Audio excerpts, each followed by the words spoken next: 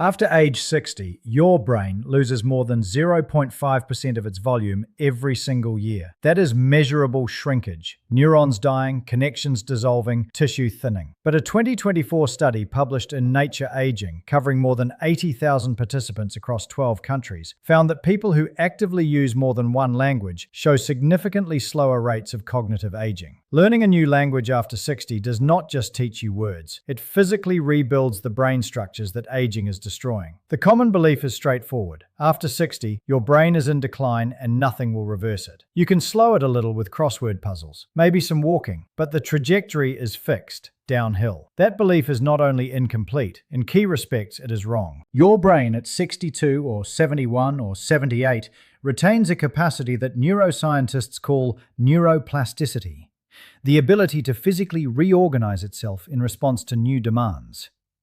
This is not theoretical. It is visible on MRI scans. In 2012, researchers at Lund University in Sweden took brain scans of military interpreters before and after 3 months of intensive language study. The hippocampus, your brain's memory center, physically grew in volume. So did the left superior temporal gyrus, a region critical for processing speech sounds.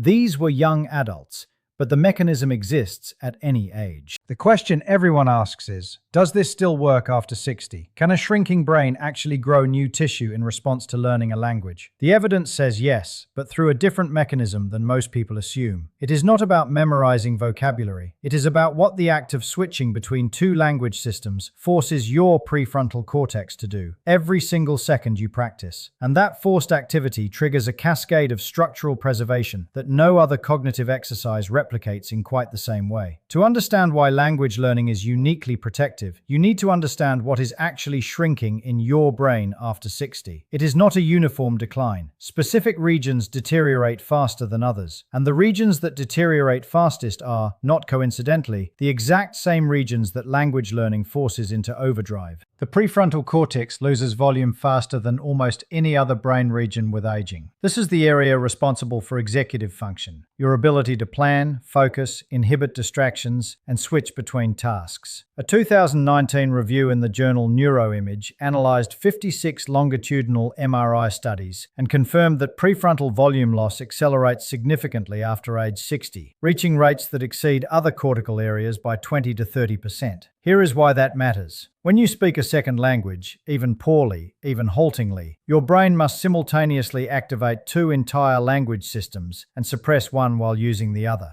Every time you search for the Spanish word for kitchen, while your English brain is screaming kitchen at you, your prefrontal cortex fires its inhibitory circuits. It is doing heavy cognitive lifting. Every sentence in a new language is a repetition at the neural gym for the exact brain region aging attacks most aggressively. Dr. Ellen Bialystok at York University in Toronto has spent over 3 decades studying this mechanism. Her research consistently shows that bilingual individuals outperform monolinguals on executive control tasks, particularly tasks requiring attention switching and interference suppression. The advantage is small in young adults because young brains already perform at ceiling, but in older adults, the difference becomes dramatic. The bilingual advantage in executive function grows larger with age, precisely because it is protecting the region that would otherwise be declining fastest. A 2014 study led by Dr. Thomas Back at the University of Edinburgh used data from the Lothian Birth Cohort, a group of individuals who had all taken intelligence tests at age 11 in 1936, then were retested in their 70s. This allowed researchers to control for baseline childhood intelligence, something almost no other study can do. The results were striking. Those who spoke 2 or more languages showed significantly better cognitive function in their 70s than predicted by their childhood scores. The bilingual advantage held even for people who learned their second language in adulthood. The effect was strongest for general intelligence and reading ability. Historians still argue whether this reflects cognitive reserve, the brain's ability to tolerate damage before showing symptoms, or actual structural preservation. Depending on who you ask, the answer is likely both. But here is the part that matters for you. The Lothian data showed that the benefit applied to people who learned their second language as adults. You do not need to have been raised bilingual. You need to be actively learning now. But this executive function benefit is only the first layer of what language learning does to an aging brain. What happens deeper, in the hippocampus and the white matter tracts that connect brain regions, is even more remarkable. Your hippocampus is shrinking. In healthy adults over 60, hippocampal volume decreases at approximately 1 to 2% per year. This is the brain structure most directly responsible for forming new memories, and its atrophy is one of the earliest measurable signs of Alzheimer's disease. Every percentage point of hippocampal volume you lose translates to measurable difficulty in learning new information, navigating unfamiliar environments, and consolidating short-term experiences into long-term memories. In the 2012 Lund University study by Dr. Johan Mårtensson, published in NeuroImage, military interpreters who achieved the highest proficiency in their new language showed the greatest hippocampal growth. The hippocampus did not just maintain its volume, it expanded. The researchers interpreted this as evidence that the intensive memory demands of language learning, encoding thousands of new vocabulary items, grammatical rules, and phonological patterns, forced hippocampal neurons to strengthen and proliferate. Now, can this happen after 60? A 2022 study published in Brain Structure and Function, led by Dr. Thomas Voits at the University of Reading, examined hippocampal volumes in bilingual versus monolingual older adults. Lifelong bilinguals had larger left hippocampal volumes than age-matched monolinguals. The difference was not subtle, and it correlated with years of active dual language use. If you have ever walked into a room and forgotten why you went there, if you have experienced that disorienting moment where a memory simply vanishes mid-thought, your hippocampus is signaling that it needs more demand placed upon it. Language learning is one of the most hippocampally intensive activities available to you. Every new word you encode is a hippocampal event. Every sentence you construct from memory is a retrieval exercise for the dentate gyrus. You are not just learning Spanish or French or Mandarin. You are performing targeted rehabilitation on the brain structure most vulnerable to aging. But there is a second structural change that may matter even more than grey matter volume. Your white matter, the insulated wiring that connects different brain regions, deteriorates with age. These are the highways that allow your prefrontal cortex to communicate with your temporal lobe, your hippocampus to talk to your motor cortex, your language centers to coordinate with your memory systems. In 2011, Dr. Gigi Look and colleagues published a landmark study in the Journal of Neuroscience. They used diffusion tensor imaging, a technique that measures white matter integrity, to compare lifelong bilingual older adults with matched monolinguals. The bilinguals showed significantly higher fractional anisotropy in the corpus callosum and the superior and inferior longitudinal fasciculi. In plain language, their brain wiring was measurably healthier and better preserved. The insulation on their neural cables had not degraded the way it had in monolinguals of the same age. If this is making sense and you want the section on exactly how to structure language learning for maximum brain protection after 60, subscribe now. That protocol is coming in the next 4 minutes, and it specifies the type, duration, and frequency of practice that the research supports. But none of this explains the most counterintuitive finding in the literature. And the research is still evolving on this, but what we know so far is startling. What almost nobody talks about is this: the cognitive benefits of language learning in older adults appear to be strongest for people who are worst at it. A 2016 follow-up by Dr. Thomas Back, published in the journal Cognition, measured cognitive changes in older adults who completed a 1-week intensive Gaelic course. The participants were divided by proficiency level at the end of the course: beginners, intermediate, and advanced. The group that showed the greatest improvement in attentional switching was not the advanced learners. It was the beginners. The people who struggled most with the language showed the biggest cognitive gains. This turns conventional logic on its head.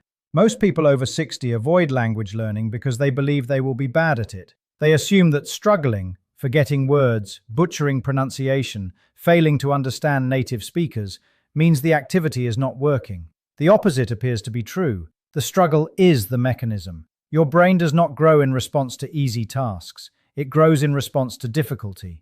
Every time you reach for a word and fail, every time you misunderstand a sentence and must reconstruct its meaning, every time your working memory overloads trying to hold a grammatical structure you have not yet internalized, your prefrontal cortex, hippocampus, and anterior cingulate cortex are firing at maximum capacity. This means the most embarrassing moment in your language class, the one where you cannot remember a word you studied yesterday, is the precise moment your brain is being rebuilt. A 2019 randomized controlled trial by Dr. Patrick Wong at the Chinese University of Hong Kong assigned 153 older adults to one of three conditions: 6 months of language learning, online cognitive games, or music appreciation. After 120 hours of total engagement, the language group showed significant improvement on the Alzheimer's disease assessment scale for cognition, auditory working memory, and backward digit span, measures directly linked to hippocampal and prefrontal function. The games group improved on fewer measures. The music group showed minimal change. The language group was not learning efficiently. They were struggling. They were failing vocabulary tests and stumbling through basic sentences, and their brains were responding by strengthening the exact neural circuits that aging degrades. Dr. Yakov Stern at Columbia University has spent 3 decades defining and measuring cognitive reserve, the brain's accumulated capacity to resist clinical decline despite physical deterioration. His central finding: reserve is not fixed at birth. It is modifiable throughout life. Every novel, demanding cognitive activity you sustain over months and years adds to your reserve. Language learning, with its simultaneous demands on memory, attention, inhibition, auditory processing, and motor speech production, may be the single most comprehensive cognitive workout available to a human brain at any age. So the question becomes practical. How should someone over 60 actually structure this for maximum brain benefit? Here is the protocol. 5 principles derived directly from the research. Principle 1. Prioritize speaking and listening over reading and writing. The brain benefits are driven primarily by real-time language processing. Hearing speech you must decode, and producing speech under time pressure. A 2019 Italian study by Bubbico and colleagues, the only neuroimaging trial on older language learners, found increased functional connectivity in the right inferior frontal gyrus and left superior parietal lobule after just 4 months of classroom learning that emphasized speaking and comprehension. Reading silently from a textbook does not create the same prefrontal demand. Your mouth and ears must be involved. Principle 2. Study for a minimum of 30 minutes per day, 5 days per week. The research shows a dose-response relationship. In Back's 2016 Gaelic study, cognitive improvements at 9-month follow-up were maintained only in participants who practiced more than 5 hours per week. Below that threshold, the gains faded. This suggests a minimum effective dose of approximately 45 minutes daily. But even 30 minutes produces measurable engagement of hippocampal encoding circuits if the material is novel and effortful. Principle 3. Use spaced repetition systems for vocabulary. Apps like Anki use an algorithm that presents words just before you are about to forget them, forcing maximum retrieval effort with each review. This is precisely the hippocampal stimulus the research identifies as neuroprotective. Dr. Pimsleur developed the original spaced repetition language protocol in the 1960s. Modern digital versions deliver the same benefit with far greater precision. Principle 4. Engage in conversation with native speakers at least once per week. This is where the full executive function cascade occurs. In real conversation, your brain must simultaneously listen, decode, inhibit your native language, retrieve vocabulary, apply grammar rules, monitor your own output, and plan your next sentence, all within a 2-second window. No textbook exercise replicates this demand. Online platforms connect learners with native speakers for as little as $5 per session. The investment is trivial. The neural demand is enormous.